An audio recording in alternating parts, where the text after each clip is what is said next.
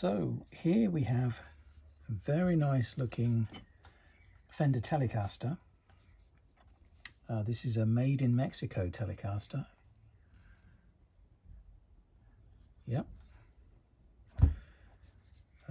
It looks really nice. It plays very well. It was tuned to something different, I think a D type tuning, but I've tuned it back to a standard tuning just to do the setup. So the action, I've looked at the action, it's quite good. On the high E, it's a little bit high. It's about, it's just over 4/64, and it's a little bit high on the high E as well, so we might be able to lower that slightly. Yeah, so it's a really nice guitar. First thing we'll do is just check that the neck is straight or has got the correct amount of relief, and then we'll see whether or not anything needs to be done to the frets. And in fact, there's quite a lot of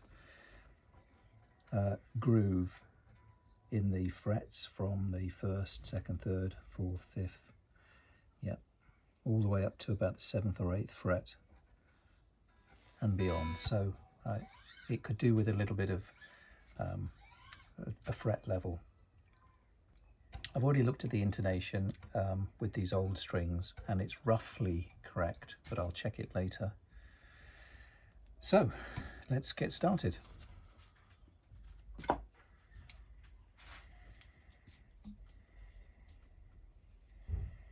So just to begin, I'll put a capo on and we can see what the relief is. And so we put a capo at the 1st fret, and then we find a suitable feeler gauge, and we want something which is around about 12 thousandths of an inch. Here we go, this one. So we lift up the guitar, put it into something like playing position, hold down the string, the low E string, where it meets the body, and then look at the relief around about the 7th, 8th fret.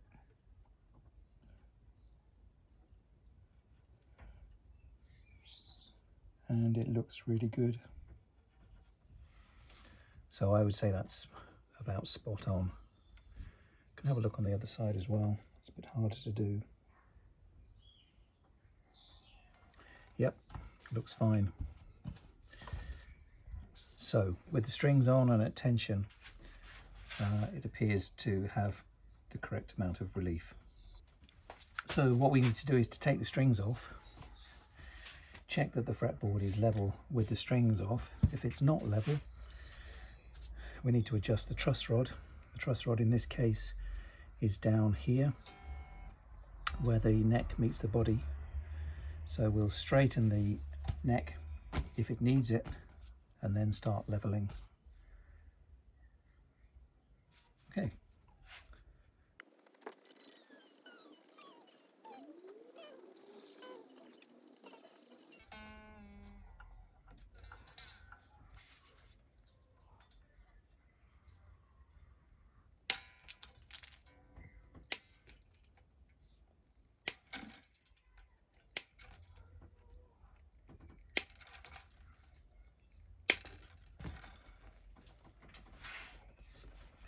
So let's just have a look at the neck. Yeah, so we've got quite bad grooves in the 1st fret, 2nd, 3rd, 4th, all the way up to the 5th. It's much lighter as you go slightly higher up. So we need to do something about that. There's a little bit of wear in the fretboard, but nothing really to worry about. Okay, it looks a really lovely guitar.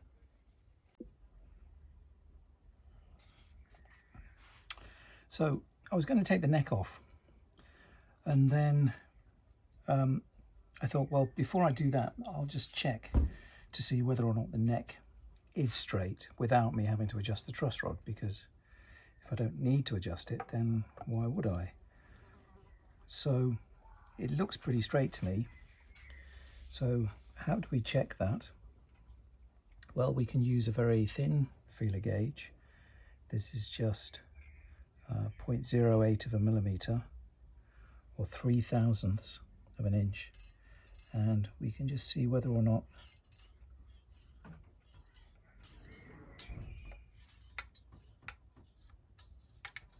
it goes under the frets. And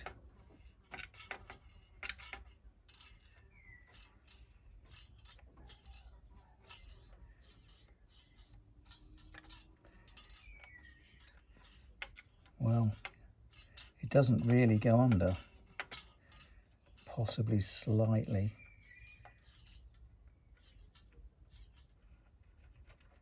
Just at the 7th fret it can just go through. But I would say that's pretty straight, so I will probably not take the neck off just yet.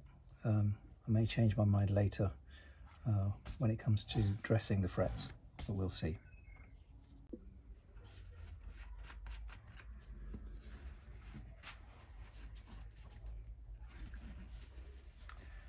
So I'll just give the guitar a bit of a clean with naphtha.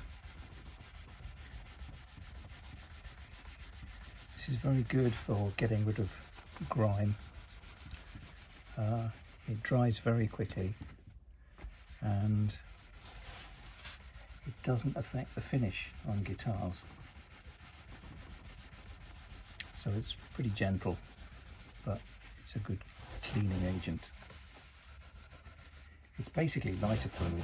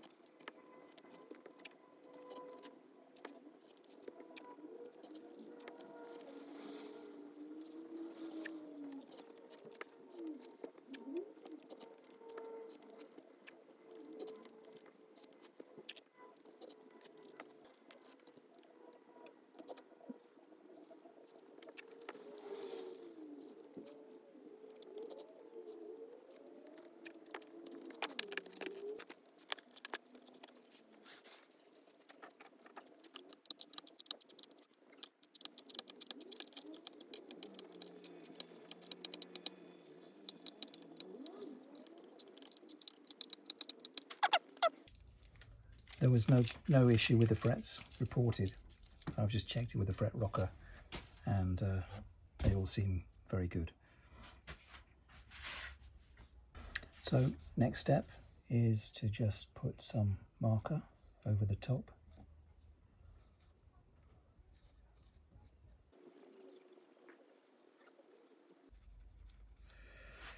So the idea of this is that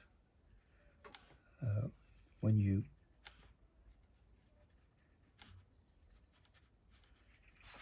level the frets, you're looking to make sure that there is an even amount of material taken off each fret. So you're looking to see that there is that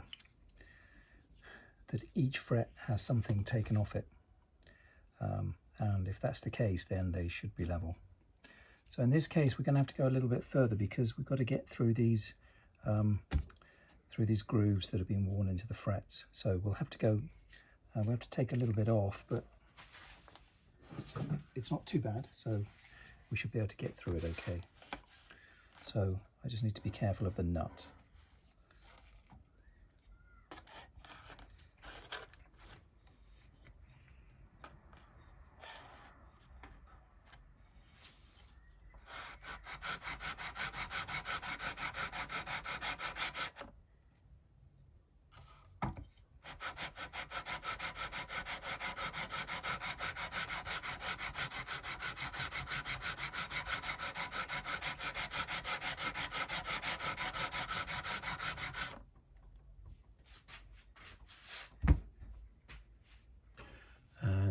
I'll just show you.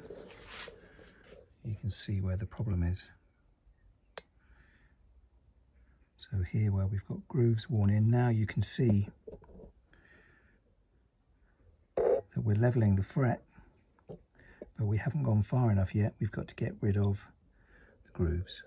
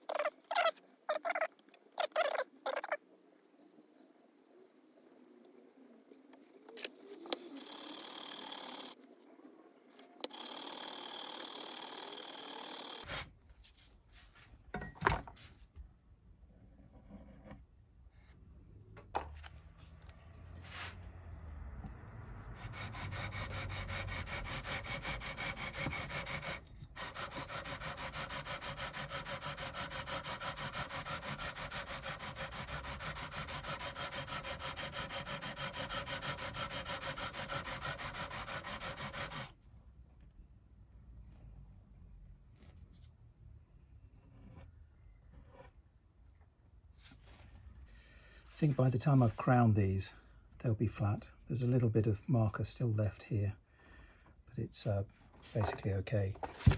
One of the things that you can do is that you can add some fall away to the top frets.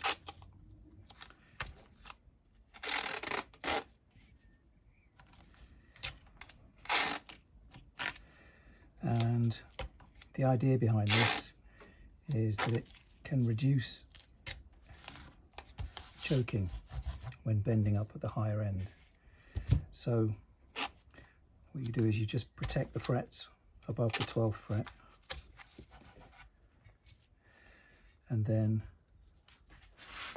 just add a slight amount of additional leveling to the top frets.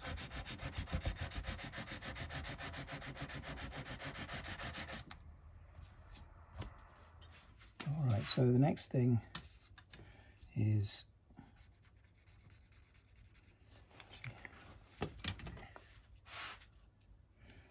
we need to recrown the frets.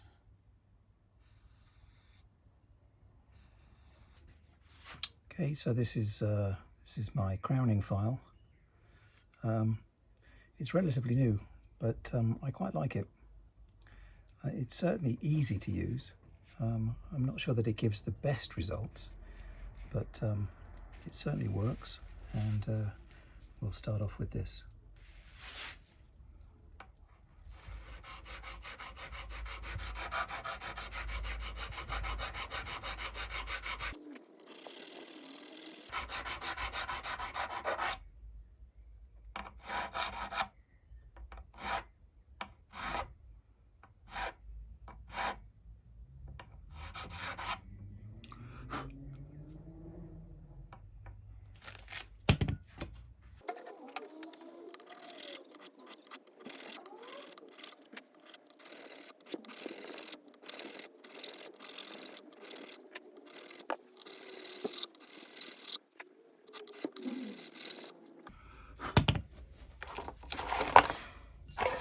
So the traditional way of doing this is with a three-cornered file.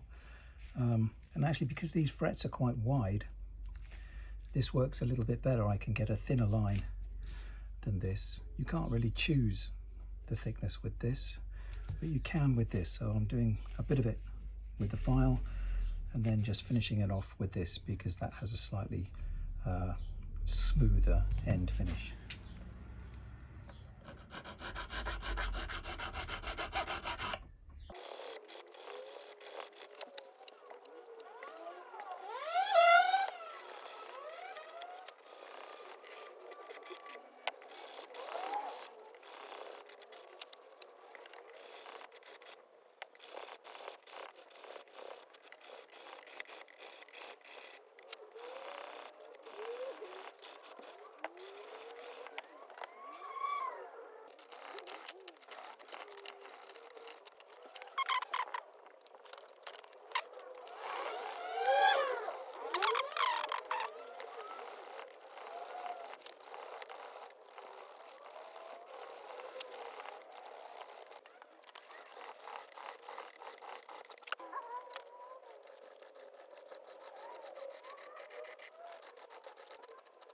The next step in the process is to get rid of the scratches caused by the files. So we need to do that by gradually increasing the grit of either the sandpaper or the maybe wire wool or something else that we're going to use to gradually get rid of the scratches. So something I quite like to do is to go backwards and forwards in different directions to create scratches in one direction and then get rid of them in the other. So using something reasonably flexible, we can use some 400 grit sandpaper.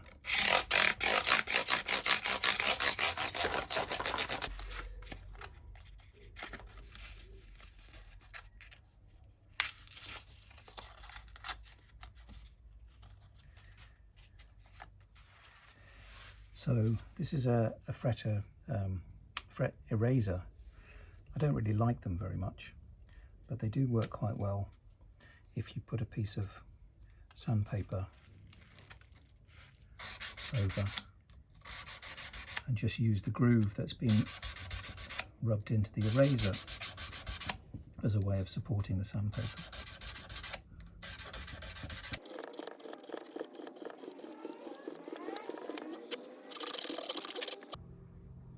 Alright, so now I'm going to switch to 600 grit because I don't really want to be taking any more material off, just getting rid of scratches.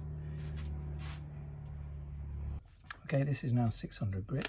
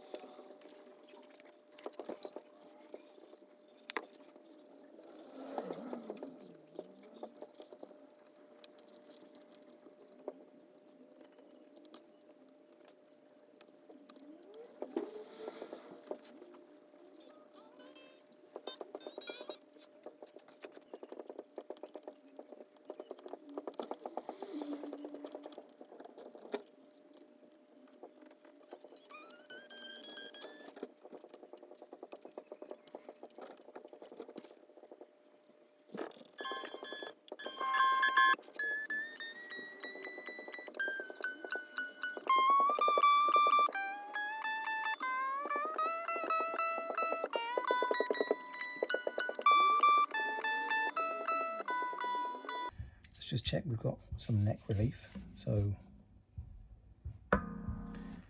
again, we're hoping that this is going to be 12 thousandths of an inch. It was that before, so hopefully it will be the same now.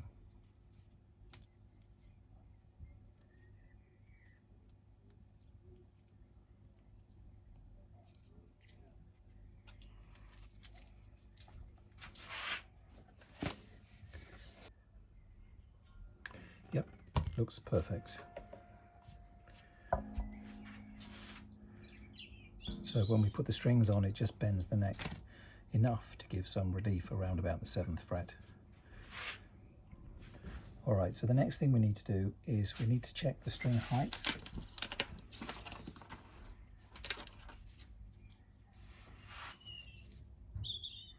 So previously it was not too far out. I'm going to try and set it at 4/64. Oh, it's a vintage style, so we need a screwdriver, flat-headed screwdriver.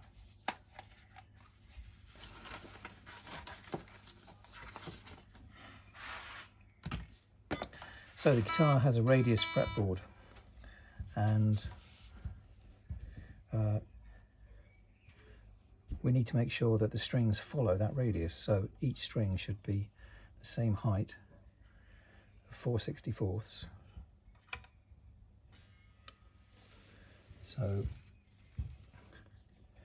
the 6th string, E, is at 5/64. So, and the 5th string is just a little bit lower than that. So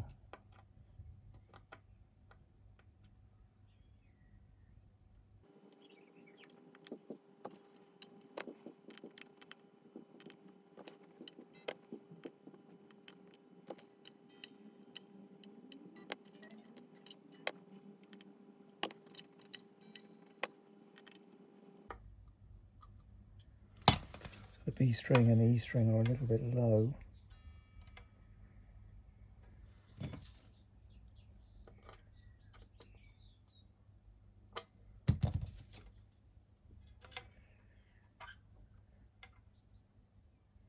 So I've set it just under 4. We can lower the action maybe.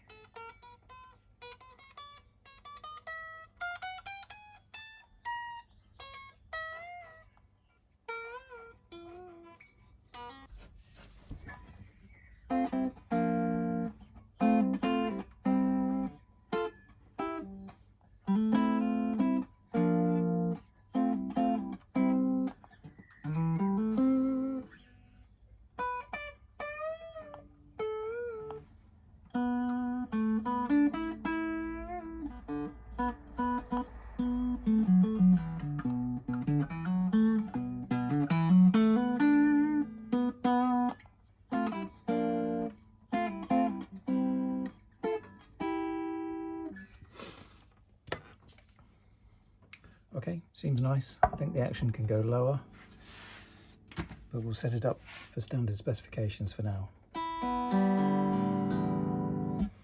All right, we'll just check the intonation.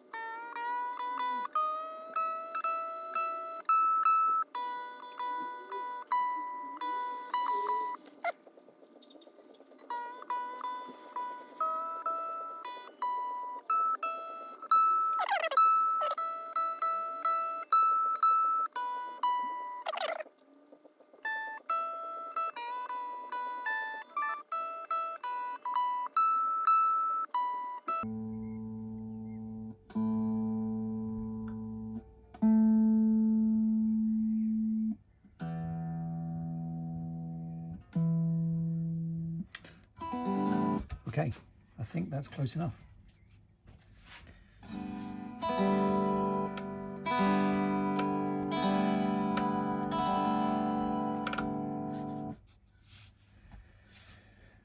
All right, I'll just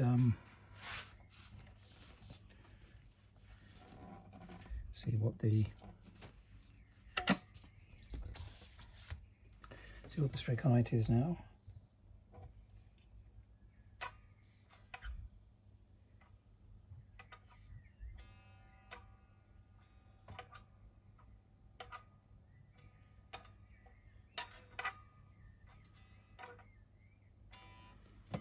Okay, it's gone up a bit.